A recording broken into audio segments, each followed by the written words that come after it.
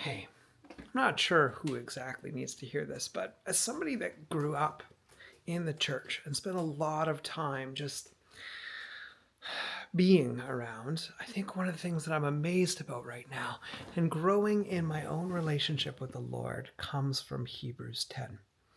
Community has often been a struggle, not because of the people around me or the desires that are there, but it doesn't seem to actually produce the results of following after Jesus.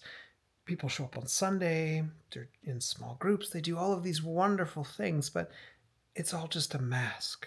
There's never something honest and vulnerable about it. And today, it's been full from morning till evening, and a lot of that was meeting with some people, talking about the honesty, talking about speaking the truth and the gospel into one another's lives. And this really struck me as I was thinking about what it means to live in community with other people.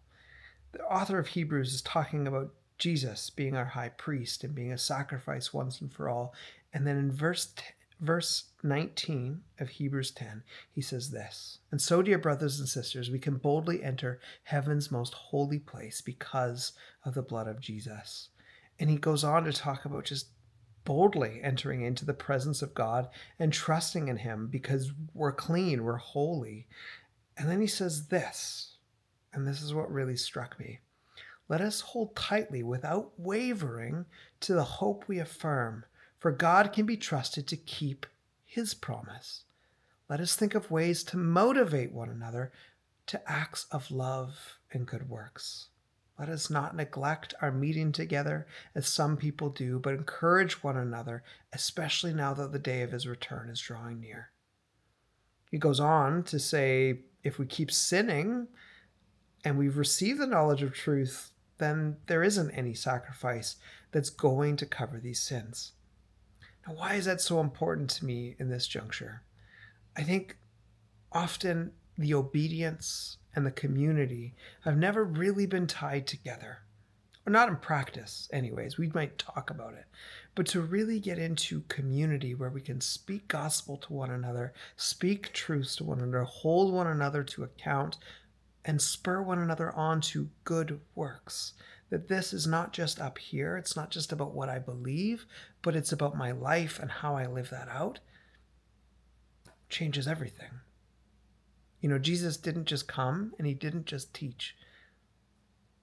He interacted with people. He healed people. The blind could see, the lame could walk. In fact, when John's disciples came and asked Jesus, "How do we know that you're the Messiah?" that was Jesus' response: "Look at what I do." Is that not enough? Does that not tell you everything that you need to know? And then we come to a modern church that is largely impotent, not living that way, hoping, circling the wagons, protecting one another rather than reaching out to the world around us.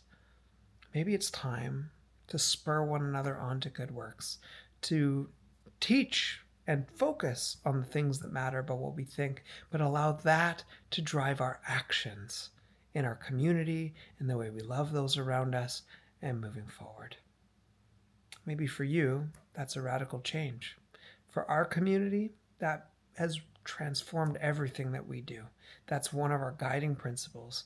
This has to be put into action. There's a lot of deconstruction of our faith that comes into that, but not just to tear it down, but to rebuild, to build something back better on a foundation that is firm and solid. He is our high priest. He is the one who watches over us. He does drive us towards good works, and faith needs to draw us to action.